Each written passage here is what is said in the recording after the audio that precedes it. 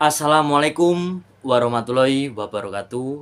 Om Swastiastu, Namo Buddhaya, salam kebajikan, salam rahayu, rahayu, rahayu. Sahabatku sebangsa dan setanah air, salam cerdas hebat luar biasa. Saya Brian Bagus Prakoso, mahasiswa Universitas PGRI Argopuro Jember dengan NIM 211F149, Prodi Pendidikan Luar Biasa. Di sini saya akan memenuhi tugas UTS dari dosen Ibu Rena Latama Kismawiyati, SPDMPD, dengan mata kuliah Pendidikan Anak Berkesulitan dan Lamban Belajar, yaitu mereview film Therese Menpar. Setiap anak adalah spesial. Itulah yang diangkat dalam film Therese Menpar, yang berhasil menginspirasi banyak orang. Therese Menpar adalah film Hollywood atau film India yang dibintangi oleh aktor kawakan Amir Khan. Dalam bahasa Indonesia, Therese Menpar berarti seperti bintang-bintang di langit. Film ini mengisahkan tentang anak laki-laki istimewa yang mengalami kelainan disleksia. Disleksia adalah kelainan yang menyebabkan seseorang mengalami kesulitan dalam belajar karena ada gangguan pada otak sejak lahir. Karena kelainan itu, anak laki-laki ini tak mampu membaca meskipun sudah kelas 3 SD. Akibatnya, anak tersebut sering dimarahi guru dan orang tuanya karena dianggap memiliki nilai yang jelek dan malas belajar. Di awal film, kita diperlihatkan seorang anak laki-laki yang bernama Ihsan yang sedang menangkap ikan di dalam parit. Ia pun ditarik oleh kernet bus yang sudah menunggunya sangat lama untuk berangkat ke sekolah.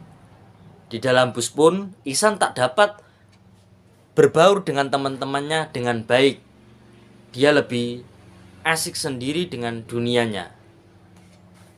Ihsan adalah seorang anak yang tidak bisa mengikuti kegiatan di sekolahnya dengan baik. Bahkan Ihsan sering dicap sebagai anak yang bodoh, nakal, dan malas oleh gurunya. Bukan hanya itu saja, Ihsan juga memiliki kesulitan dalam membaca maupun menulis. Padahal semua teman-teman sekelasnya sudah pandai membaca. Ihsan kesulitan mengenal huruf, misalnya sulit membedakan antara huruf D dengan B ataupun huruf P. Ihsan juga susah membedakan suku kata yang bunyinya hampir sama. Misalnya top dengan pot atau ring dengan sing. Bukan hanya itu saja. Ihsan juga sering menulis dengan huruf yang terbalik, sehingga membuat orang-orang yang membaca tulisannya kebingungan. Karena kekurangan Ihsan tersebut, ia pun sering mendapat nilai yang buruk di sekolahnya dan tidak pernah mengerjakan PR. Di rumah, ia memiliki kakak yang bernama Johan, berbanding terbalik dengan Ihsan. Johan sangat pintar, selalu berprestasi, dan mengerjakan sesuatu dengan sebaik-baiknya. Ihsan pun tak peduli dengan hal itu. Dia tidak tertarik dengan pelajaran yang ada di kelasnya. Dia lebih tertarik bermain dan menemukan sesuatu yang baru sesuai dengan kesukaannya. Suatu hari, ia berkelahi dengan tetangganya yang bernama Rajiv. Rajiv marah karena Ihsan melempar bola ke luar tembok sehingga membuat permainan berhenti. Tidak hanya marah, Rajiv pun mengolok-olok Ihsan dan menghinanya seperti anak idiot. Hingga akhirnya mereka berkelahi. Ihsan pun sangat kesal, seakan-akan dunia ini tidak berpihak padanya. Di saat pulang, Bunda Rajid meminta pertanggungjawaban kepada orang tua Ihsan. Bukannya membela ataupun memberikan pengertian, ayah Ihsan memukulnya dan mendorongnya. Di kelas pun dia disuruh membaca, tetapi menurutnya tulisan-tulisan tersebut seperti menari-nari. Akhirnya Ihsan pun dipindahkan ke sekolah asrama. Dengan berat hati, si ibu harus melepaskan anak bungsunya itu untuk hidup mandiri di sana. Kehidupan baru pun Ihsan dimulai di asrama baru yang jauh dari orang tuanya. Karena belum bisa beradaptasi dengan baik, Ihsan pun hanya merenung dan menangis setiap harinya karena jauh dari orang tuanya. Ihsan menganggap ini adalah bentuk hukuman orang tuanya kepada dirinya karena selama ini ia malas belajar dan tidak bisa melakukan sesuatu di sekolahnya dengan baik. Di sekolah barunya, Ihsan juga masih mendapatkan perlakuan yang tidak baik. Ia juga sering dibully dan dimarahi oleh gurunya. Sampai di sini belum ada yang mengetahui kondisi Ihsan secara langsung yang menderita disleksia. Ia seakan-akan berada di dalam suatu penjara. Ditambah kehadiran ibu dan kakaknya yang memberikan kasih sayang sudah tak ada. Hal ini membuat Ihsan semakin stres dan tertekan. Kunjungan keluarganya di akhir pekan pun tak dapat mengobati rasa kecewa dan marahnya Ihsan terhadap dirinya dan lingkungannya. Suatu hari di sekolah Ihsan kedatangan guru baru yang bernama Pak Nikum. Pak Nikum merupakan guru yang dapat memberikan aura sangat positif kepada anak-anak di sekolahan tersebut. Bisa memperlakukan anak-anak dengan baik dan memiliki metode pembelajaran yang sangat menyenangkan dan disukai oleh anak-anak. Tetapi hal itu tidak berpengaruh kepada diri Ihsan yang masih tertekan di sekolah asramanya. Sehingga dirinya masih sering merenung dan melamun. Suatu hari Pak Nikum melihat Ihsan dihukum. Melihat Ihsan tertekan dan ketakutan membuat Pak Nikum penasaran dan menanyakan kepada teman Ihsan.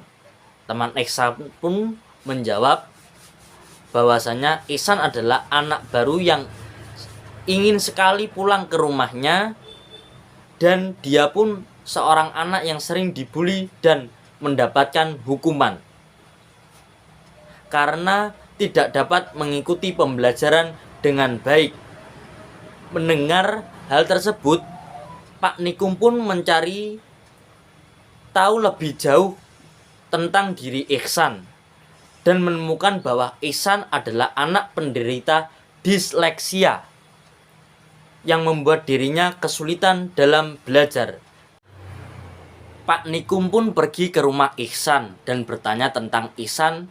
Di sana ibu Ihsan menjelaskan jika Ihsan sangat menyukai dunia seni dan gemar melukis. Melihat kondisi Ihsan yang sangat tertekan di sekolah, Pak Nikum pun bertanya, Ihsan kenapa harus dikirim ke sekolah asrama? Bapak Ihsan pun hanya menjawab hal-hal yang negatif tentang Ihsan, bahwa dia anak yang nakal, anak yang malas belajar, suka membuat masalah, dan lain-lain.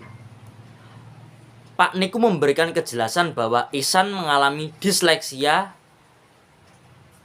dan sulit memahami suatu kalimat atau kata.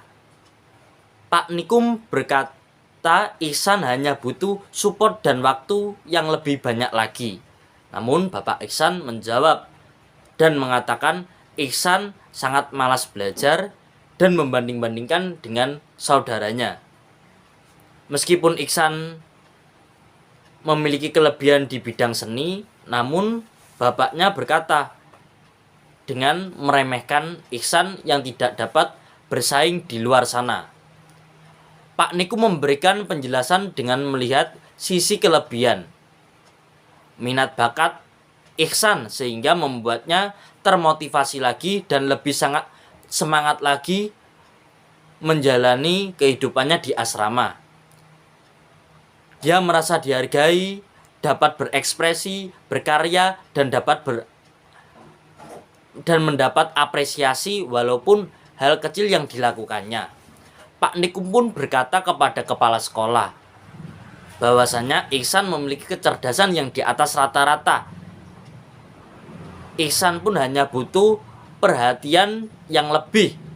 Kepala sekolah berkata bahwasanya tidak semua guru bisa fokus hanya kepada satu siswa. Pak Nikum berkata bahwa Ihsan bisa memilih pembelajarannya yang lebih disukai dan digemarinya. Akhirnya Ihsan pun mendapatkan guru yang mengerti tentang keadaannya, yaitu Pak Nikum. Dengan memberikan metode-metode pembelajaran dengan belajar dan bermain, Ihsan lebih semangat lagi dan mendapatkan perhatian dan kasih sayang. Di saat pembelajaran dimulai, Pak Nikum pun kedatangan ayah Ihsan yang sedang berkunjung. Di sini Bapak Ihsan hanya ingin memberitahu bahwa dirinya dengan istrinya telah mencari dan mempelajari, juga pun membaca artikel tentang disleksia. Hal ini dilakukan hanya untuk memenuhi atau menunjukkan bahwa mereka peduli terhadap Ihsan. Pak Nikum pun memberi kejelasan tentang alasan kenapa dirinya berkunjung ke rumah orang tua Ihsan. Pak Nikum berkata, jika ingin memberikan perhatian kepada anak tidak cukup dengan cara tersebut. Anak seperti Ihsan butuh dukungan orang tua, butuh orang tua yang bilang sayang kepadanya. Anak seperti Ihsan butuh sosok ayah yang selalu melindunginya, apapun yang terjadi. Saat itu juga ayah Ihsan menyadari bahwa selama ini yang ia berikan bukanlah kasih sayang kepada Ihsan. Yang diberikan hanya kemarahan saat Ihsan berbuat nakal dan membuat masalah.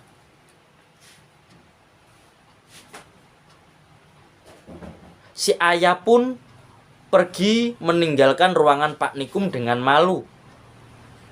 Dan di luar ia melihat Ihsan yang sedang berusaha membaca tulisan yang ada di mading. Seketika itu pun ia tak dapat menahan air matanya melihat usaha putranya untuk keinginan untuk belajar membaca.